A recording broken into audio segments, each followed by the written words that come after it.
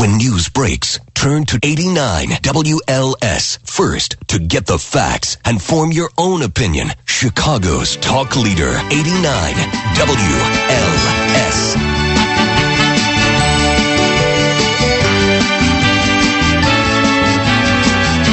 Police stop my car. Police stop my car. The police made me stop. Walk a straight line and blow a balloon up. Police stop my car. Police stop my car. The police made me stop. Walk a straight line and blow a balloon up. They wanna wish me a sober Christmas. That's why they always put me over Christmas. They say they're just making sure that there's no open bottles in my car. They wanna wish me a sober Christmas. 6:53. That's why they always put me Welcome back to Awake with Jake. They say they're just making sure that there's no open I know you're saying, in my Jake, some of these songs are very offensive. Well, you haven't heard anything yet. That's all I'm going to say. This is the time of the year, the end of the year, when you hear different stories about, what happened during the year. I have gathered together 5 of the, what I would consider 5 of the top stories of people dying connected to food.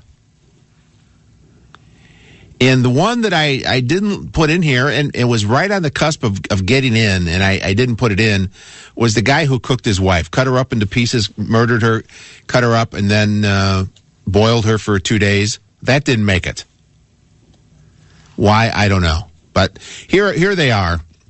We're going to get through some now and some the next hour. The first one, number 5, working our way to number 1, and this was just from October. Edward Archibald.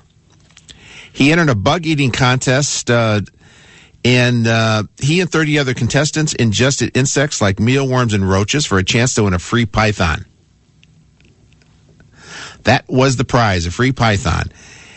He ate about 2 ounces of mealworms, 35 hornworms, and a whole bunch of roaches.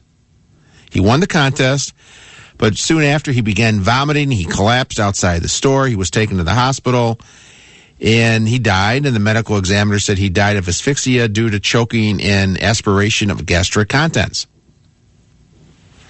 The store was ruled, his death was ruled an accident. The store was not held liable since he signed a release. The story does not say who took possession of the python. All right, number 4. This one is death by pinto beans. Back in March, Raymond Segura, employee of the Kelly Bean Company, he was buried under 15 to 20 feet of pinto beans. It was like a mountain of pinto beans. He was buried under that. The beans are brought into the warehouse by an overhead conveyor belt, but they never did figure out how he ended up submerged under all those beans. The rescue workers, including 4 prison inmates, they spent an hour trying to free him from the beans, but when they finally reached him, he was dead. Not a good way to go. Number 3, this one is called Death by Coca-Cola. A woman down in New Zealand, mother of 8, she died after a heart attack. At the inquest, the local pathologist testified that this woman reportedly drank 2 gallons a day of Coca-Cola. You talk about a Coke habit. He says that may have contributed to her death. She said she also likely suffered from low potassium, probably caused by poor nutrition, exacerbated by excessive soda consumption, and the toxic levels of caffeine didn't help. 2 gallons a day. Now, the Coca-Cola Company, that's not a good thing for their image to say, hey, somebody died drinking their product. So they try to put a good spin on it. A spokesman gave out the statement, quote, "We concur with the information shared by the coroner's office that the grossly excessive ingestion of any food product, including water, over a short period of time with an inadequate consumption of essential nutrients, and the failure to seek appropriate medical intervention when needed, can be dramatically symptomatic." There. That cleans it up for you. 2 gallons of Coke a day. We have 2 more to come.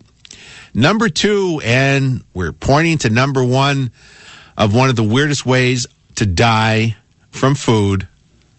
We will have that here and a lot more. I'll be here until 8 o'clock, as always, with this show.